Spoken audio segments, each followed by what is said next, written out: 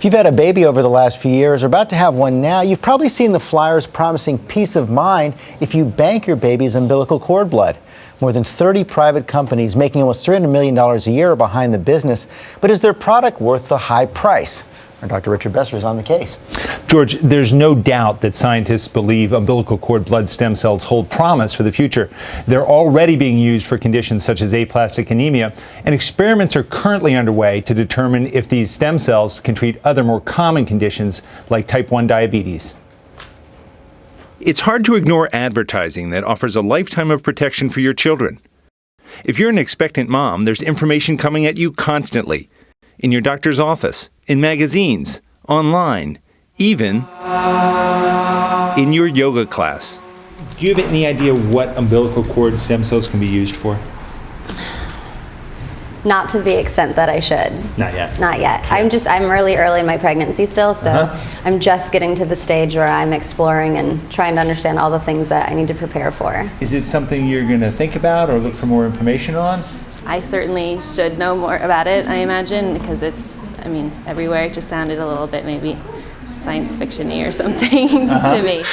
It is private cord blood banking, and it comes with a hefty price tag. $2,000 to $3,000 for the initial fee, and another $100 or so per year for storage.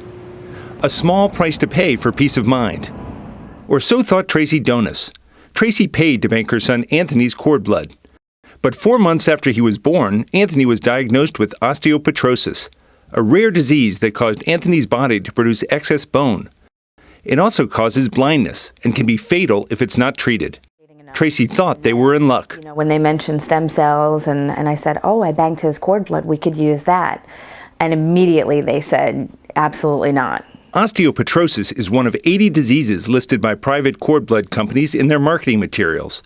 But Anthony's disease is genetic, and although he might be able to use cord blood from a sibling, he can't use his own stem cells for treatment because the disease is in every cell in his body. And the majority of diseases listed as treatable with stem cells, they are genetic. It was the life preserver that didn't float. But where's that information in the brochures? Here it is. Does not guarantee the cells will be applicable for every situation. That means it may not work for your child. Tom Moore is the CEO of Cord Blood Registry. This letter, included in his company's literature, calls banking cord blood biological insurance. But that's a stretch. Is it ethical to market stem cells as a biological life insurance policy? I don't think we market it as a life insurance policy.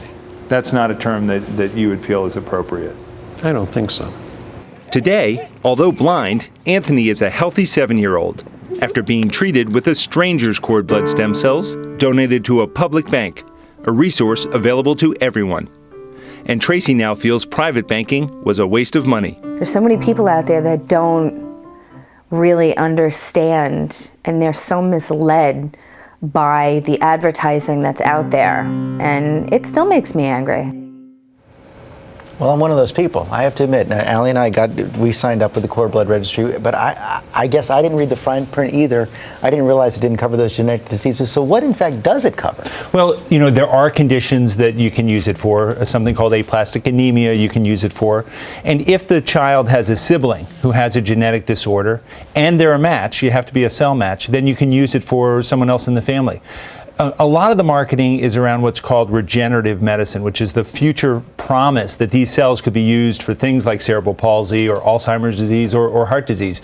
But those studies are really early. But so it could pay off. We just don't know it yet. So what is your advice to parents who are considering this? Well, I think you need to go in with your eyes wide open. And no problem with people doing this if they understand that. People should realize that groups like the Academy of Pediatrics, the American Medical Association recommend people do public banking and not private banking unless they already have a child in the family with the disease. And that would be much cheaper. Well, it's free. If you go with the public bank, it's free. If you then end up having to use blood from that, your insurance company will pay for that transplant.